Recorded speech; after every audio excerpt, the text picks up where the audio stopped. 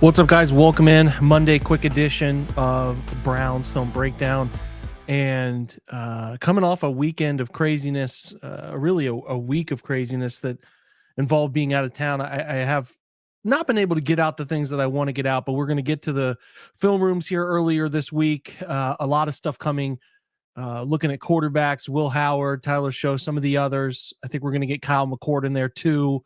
We're approaching my end of March mock draft 2.0. I do 3 of these where I get into deep dive territory, and that will be coming up probably late this week, among some other good content. The Browns made some moves late in the week and into the weekend that I really want to cover with some film rooms. And then, like I said, we're looking at some heated up draft debates. Before we get to those draft debates, though, I do want to remind you, if you're listening to this podcast on iTunes or Spotify, to give us a 5-star rating if you can, and always leaving us a review helps us find Browns fans. And if you're checking out the first portion of this on YouTube, make sure to come over and unlock the full version of this in the website form, right? We're over at brownsfilmbreakdown.com. Plenty of great things happening on the daily for subscribers, great group chat.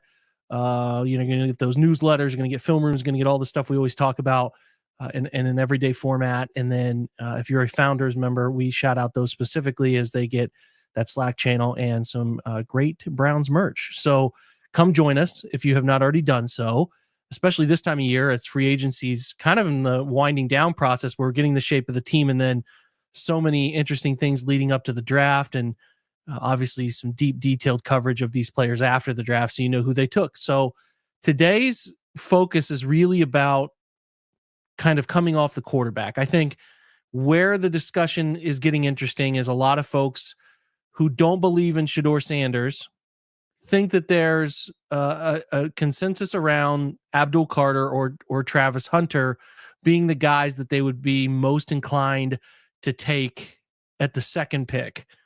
Now, I am of the belief that Travis Hunter is the way I would go in that scenario, because I think Hunter is something the Browns need a little bit more for the current version of this team to be the most successful it can be.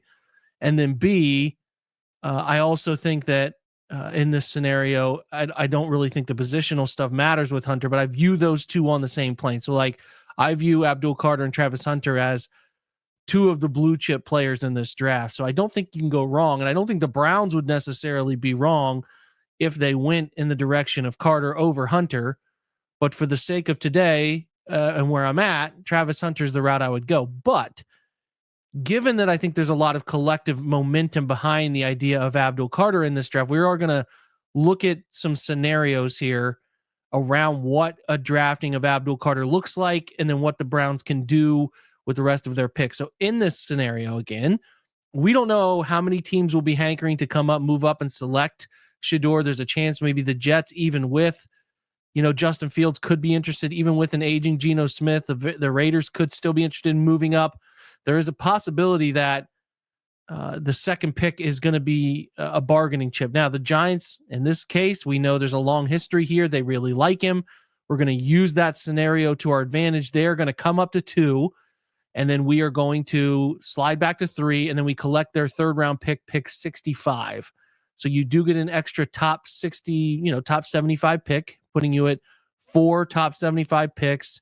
And again, could there be more involved in that? It kind of feels like maybe there's another team interested. The Giants maybe have to up it to their second round pick. I'm not sure. It depends on how Shedeur Sanders crazy they are with Jameis Winston in place.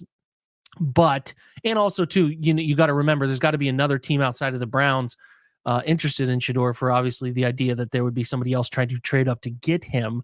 So yeah, that's where we're at on this one, because I think it's a good practice to look at it. I think the one that I do at the end of March will be a bit more of what I would do. But in this scenario where you're drafting Abdul Carter, that's what we're going to take a look at. So you move back to 3, you collect a pick, and you select him 3rd overall. Obviously, Cam Ward goes 1, Shedeur goes 2, and then we start to kind of move through the first round. Some of you on the visual side, this is a little bit better.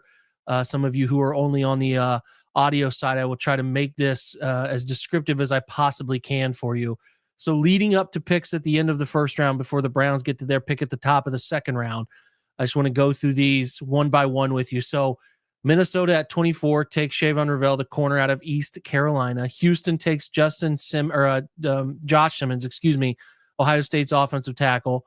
And then Golden, the wide receiver from Texas, goes 26. So some interesting names still at the top of the board.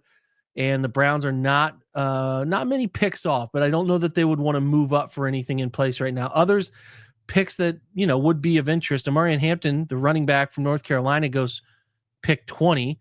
Luther Burden goes pick 18 to Seattle.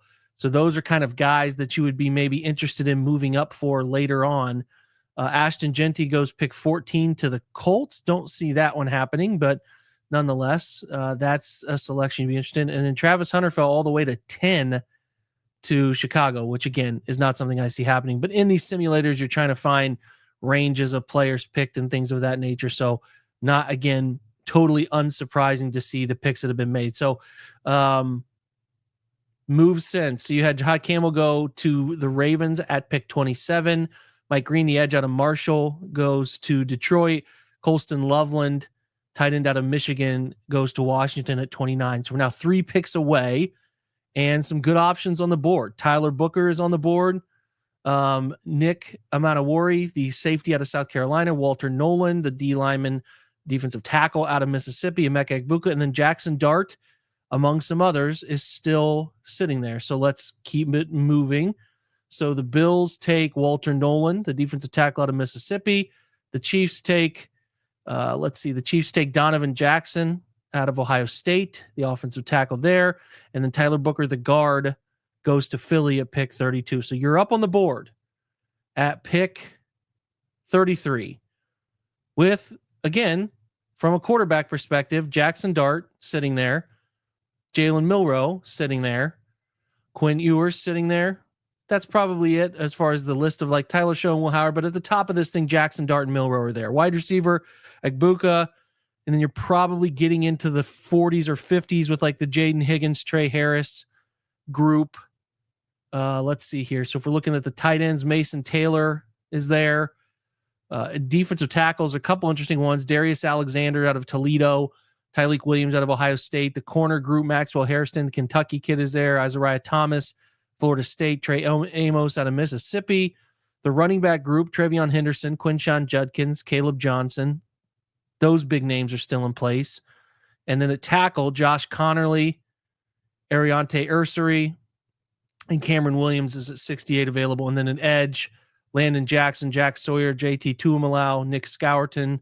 Safety has Xavier Watts there, Andrew Makuba. I think at this spot, though, with the perception around trying to take a swing on a quarterback, I think this is a spot where you would be inclined to take Jackson Dart. So we will go ahead and presume that that's the pick. There is some opportunity for trades here. Miami has made an offer for pick 48, 98, a pick in round 5, and then a couple picks the following year. It looks like 51, 85, and 191 from Denver to move back that far. We do have a chance to move back a couple picks with Tennessee. I still think that would be offering more than they would be offering. We're just going to sit still on this one and just not operate in a world that I think is out of reality. So at this spot, if you're taking Jackson Dart at pick 33, that feels like a healthier swing. So I'm fine with going Jackson Dart at 33, given the consideration of what they have in place, right? So now you're at pick 65. Guys that went in front of this selection, kind of close. Trevion Henderson went pick 60. Other guys that you would be sort of interested in, defensive tackle Omar Norman Lott. Tennessee went at the end of the 50s. Jack Sawyer, 61. Tyleik Williams, 62. Jalen Noel to the Iowa State wide receiver goes to the Chiefs at 63. And then at 64 is Xavier Watts out of Philly. So quite a few options here. You have the running back market, Quinshon Judkins, Mason Taylor, tight end out of LSU, Trey Harris, the wide receiver out of Mississippi, Jalen